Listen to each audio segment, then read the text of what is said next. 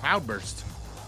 I like watching people who are just walking down the street here in downtown Cleveland, and then it really starts to pour, and they have to make that split-second decision if they're going to, like, run do the quick jog. No, nobody ever breaks out into a full sprint, but, like, you know, dudes who want to look cool. So they're like, nah, let's keep on walking. I don't care. But, you know, in something like this, wherever you're going, you should get there soaked. So, you know, maybe get there a little sooner. I don't know. So I always have my trusty umbrella on me so that I don't get are you all right? I don't know. Like, Are I was you so okay? fine before the show, and then as soon as the mics went on, my body's like, you should cough and sneeze a bunch. Right. All right. Do you have a beverage? Do you need a beverage? I got a beverage. What are you drinking? Water? Water, and Water. I have a coffee. Water and coffee? But I'm going to do water. Okay. Well, I haven't had a Mountain Dew in 2 weeks. I'm very proud of myself. Oh, I'm proud of you too. I've had nothing but water, and god damn is it boring. But it's better. I know this. I know I shouldn't be You got to have little drinking. treats, too. Well, they say that, but I kind of... Can't you just get the little tiny cans and just have one every once in a while? No, I'm not going to do that. Yeah, because you can't stop yourself. Well, you know, people who work out a lot and they talk about, I exercise every day, right? I think we probably all do.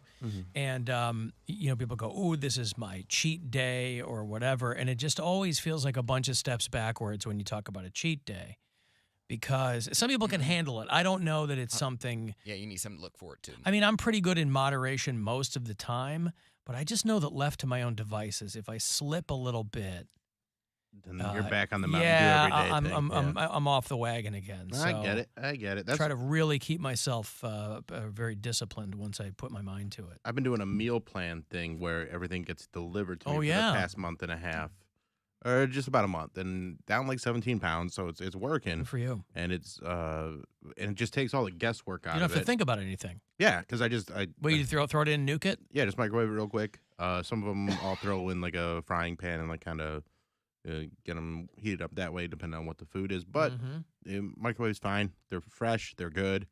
And those aren't cheap though. No, it's like $160 a week. Yeah. Ooh. But that's what I was. Good God. Oh, is that a lot for you, Poundcake?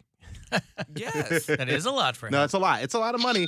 But when I was looking at what I was spending, because either grocery shopping for myself, or which I would buy all this stuff and not make it, or eating out all the time, still about the same price per meal. And you never want to go to grocery shopping hungry. Because you And go, oh, that looks good. Oh, I'll make that. Oh, hey, look at that. Yeah. Oh, I'll make that. And you're like, no. So then I have a few things that I eat as snacks to supplement it that are also healthy and like, you know, protein and plant-based and stuff like that. I was so proud of myself today because, the day's not over yet, but at least for lunch. Still time to be more proud of yourself. Well, I have time to be disappointed in myself, but at this particular time, I had to laugh because I heard my mom in the back of my head saying "quick fire challenge" because she used to watch Top Chef, and pretty much she would make us feel excited about mixing leftovers that we had around the house so she didn't have to buy food. So whenever we would mix a concoction that we had left over, she would say, "Oh, you won the quick fire challenge," meaning you cook these patties that were in the freezer forever. There's websites you can go to where you just put in what's in your fridge and it will kick out a recipe. Yeah. So I had rotisserie chicken. I had rotisserie chicken left over from when I went shopping at Lucky's, and then I had some ramen noodles up top. And I was like, "Ooh, what if I made like take off the chicken, actually put it in like the ramen noodles, and have like some pho, some chicken broth, and some." So I literally put it. Did you hear him, Bill? Ramen and pho. Yeah, is Raymond what and he's. pho. Yeah, that's a law firm, I believe, out in Lorraine. He's going to make the ramen into pho. There you go, Raymond and pho. Attorneys at law. So I cut the chicken up, and then like I heated that up, and then made the ramen noodles, and put that in a separate, and it had like spicy sauce to go with it. So I was like, "Ooh, I'll put that in there." I was like, "Oh, this tastes excellent," and it's just sitting in like the broth. It was like, this is fantastic. I won the quick fire challenge, and I was proud of myself in that instance. And then I was like, "Ooh, I don't know if this is all sitting together right." Like, I don't know. So then I was about half an hour later. You're like, and I think that stuff's all fighting. I was on a call. I was like, I'm gonna have to call you back. I just felt it. Duty calls. So to speak. All right. Well, who lost the quick fire challenge? If you won, who lost? Or you just won it in that instant? I think that was just her way of saying, I'm not buying you any food, so she's trying to make him feel good about it. Yeah, because we would make concoctions with whatever leftovers we had. So my brother would make something. I was like, I'm not eating that. But I forget what I made. We've done it more than once, but in this particular instance, she's like, "Oh, this is fantastic! You won the quick fire challenge, and you made enough for everybody." So then everyone enjoyed my my meal. My thing is, I know I'll never get to leftovers, so I only want to make just enough that I know I'll eat, and that's never that much. And usually Gwen's cooking dinner anyway. But on the occasions that I'll cook, I don't want to be staring back at like Pyrex containers in the fridge, because I'm like, well, I got to take this to work, but I don't really want that. Whatever. First world problems, to be sure. Mhm. But some people they end up with a ton of leftovers they never get to, and I'm throwing them out. I justify eating out because it's less dishes. Like, you don't everything that you order, everything you need to eat it comes with it. A fork, a napkin, the little container. You can throw it out or keep it. Me, I'm like, I don't need the extra dishes. It's just me, so I'll throw it out. But that's what I will do. I'm like, oh, it comes in. If I order Chinese, it comes in that little plastic, little Tupperware container that some people like to keep. Throw it out, and then I don't have to do any dishes. And it comes with a plastic fork. Yeah, but you. What's going on in here, Bill? We're both I don't know. Did they It's like spray dry or something in here I don't this know. morning, or? Didn't you do a lot of eating out over the weekend, Bill? Yeah, it was all low calorie.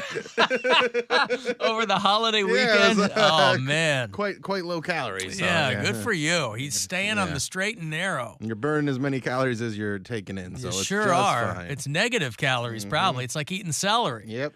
Mm-mm. I think that's one of their dancer names. Yeah. Ladies and gentlemen, guys, welcome Celery to the champagne room. Because she's got a history of stalking. Indeed. Well, I know why we're all excited, because, of course, today is the anniversary of the first circumnavigation of the globe. You'll recall about 500 years ago, Magellan's expedition was the first to go all the way around the globe. That's pretty cool that they circumcised the globe. Well, I always it had a massive tip on the front of it Yeah. at first. Yes, you I might was remember throwing off the rotation. Yeah, the North Pole was a reservoir tip. And, of course, Magellan was killed about a year before the end of the expedition. But he got murdered in the Philippines. Something about him complaining about the price of bananas. As I was watching the History Channel, and they said something about that. I'm pretty sure that's what it was. But I always think, when you read these history things about, the circumnavigation of the globe, back then they didn't know. All these, history is replete with people who, landed in Florida and thought it was Antarctica. They didn't know what was what, right? I mean, whatever rudimentary tools they had in the 16th century to do these things, you have to wonder if they, in fact, actually circumnavigated the globe. We I guess, take their word for it. I'm sure there's some kind of historical maps to show their route. I don't know. But I know that's why we're all excited today. It's casting our minds back to 1522 and, of course, Ferdinand Magellan's big move. Circumcising the globe. Circumcising the globe. He died doing what he loved. Poundcake Taking was gonna, people around the Poundcake globe. wouldn't even want anything to do with this globe if it wasn't circumcised. No, Poundcake would have died from scurvy or something. I just would have been unhappy. I would have tolerated it. You guys act like, never mind. You're the one that brings it up Yeah. every I don't bring it up. You guys no, bring it up just now. no. I'm bringing it up right now as a joke, but you will be like, I don't know about going to England. They got turtlenecks over there. You don't like all the turtlenecks. Well, it just. I'm not doing it. I'm not doing it. Why? I feel like has something changed your mind on this? Because No, it just aggravates me, and we do callbacks to things you bring up. He No, doesn't not want to that. beat a dead horse. But I'm saying it aggravates me that my fantasy is ruined. Like I've always had crushes. Like Akron was a school that had foreigners from all over because it was a soccer school, and soccer is an international sport. And there would be these super hot guys practicing. And once I found out that we're the weird ones and we're the ones that are mostly circumcised, it just ruined my fantasy. So all the guys There weren't any Israeli soccer players that came over? No, it was mainly like the white countries. It was England, Belgium, Australia, France, places like that. I don't think there was. Maybe India. What a bummer place to go. Like to be like, I'm gonna leave Belgium and go to Akron, Akron. Ohio. Why? I'm going to play soccer in college. Yeah, they're South Americans. We too. call it football. We did call it football over there. They call it soccer. I met a young man named Curdy Burn. Curdy Burn. He's very helpful, but he kept calling me turtleneck. My first can give him the ick. Well, I'm glad I never threw myself at those guys, because would I have had egg on my face. And that ain't